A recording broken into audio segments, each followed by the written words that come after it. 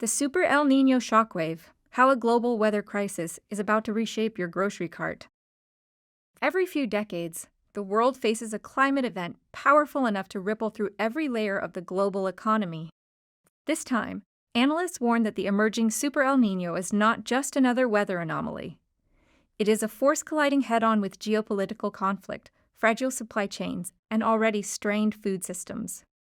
As financial institutions like Goldman Sachs and UniCredit caution, the combination of climate disruption and fertilizer shortages could push global food commodity prices up by 15.8%, with the aftershocks lasting well into 2028.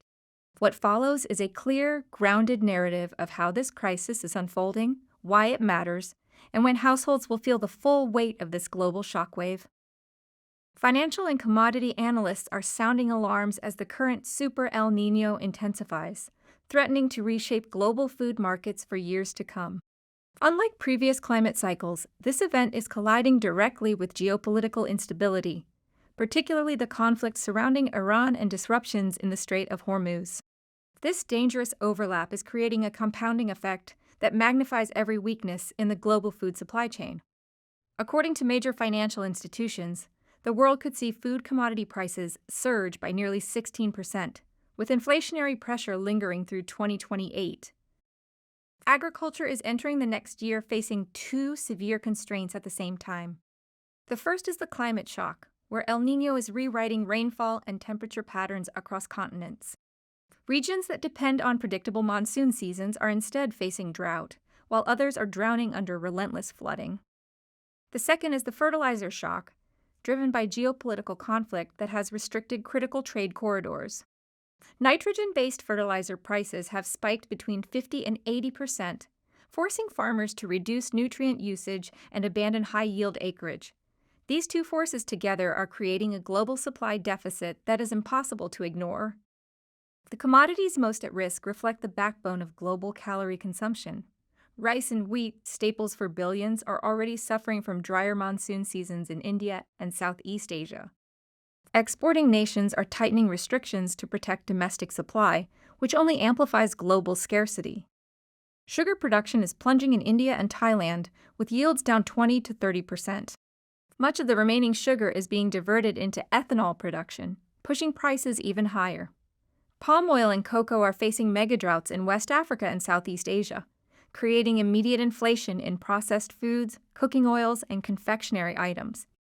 Meanwhile, grains and meat are caught between deluges in the American South and severe heat stress on livestock worldwide. Feed costs are rising sharply, and dairy and poultry output is dropping in response. Economists emphasize that consumers will not feel the worst of this crisis right away.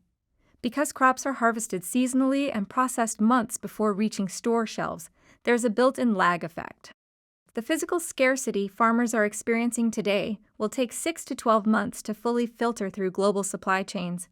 This means the peak of what analysts are calling climateflation will not hit grocery stores until the second half of 2027, with lingering effects stretching into 2028. In the United States, grocery inflation is expected to rise an additional 2.5% to 4% by mid-2027, reversing recent cooling trends and pushing food prices back toward record highs. Several grocery aisles will feel the pressure more than others. The bakery and cereal aisle face high inflation risk as wheat and sugar shortages deepen. Bread, crackers, baked goods, and cereals will steadily climb in price as global exporters restrict shipments. The meat and dairy case will also tighten. While heavy rainfall in the American South may temporarily improve cattle pastures, it is simultaneously disrupting grain harvests. Rising corn and soy feed costs, combined with heat-stressed livestock in the Midwest, will push wholesale prices for beef, chicken, milk, and cheese higher by early next year. The produce section will experience extreme volatility. Florida and California supply a massive share of America's winter fruits and vegetables, and both regions are vulnerable to El Niño's heavy rainfall and flooding. Shoppers can expect sudden, localized shortages and sharp price spikes for strawberries, tomatoes, bell peppers, and citrus fruits. The baking and condiment aisle will face sustained high prices due to global sugar deficits and historic cocoa droughts. Anything containing sweeteners or chocolate, from candy and soda to baking ingredients, we'll see unprecedented inflation. The timeline for these changes is already taking shape. By late 2026, fresh produce prices will spike first as winter storms disrupt Florida's growing season. By mid-2027, the full force of global grain, sugar, and livestock feed shortages will hit the center aisles of grocery stores. This period will mark the peak of the El Niño inflation cycle, with households feeling the cumulative impact of climate shocks, fertilizer shortages, and geopolitical instability. As this Super El Niño continues to unfold, it is becoming clear that the world is entering a period of profound agricultural and economic stress. The combination of climate extremes, fertilizer shortages, and geopolitical conflict is reshaping the global food landscape in ways that will be felt from international markets to local grocery aisles.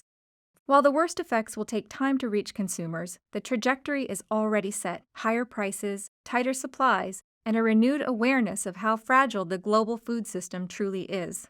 Understanding the forces at play today will help households prepare for the challenges of tomorrow.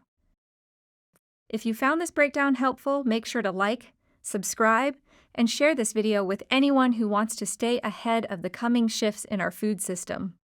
The Super El Niño is already reshaping global agriculture, and the more informed we are, the better prepared we'll be when these changes reach our grocery stores.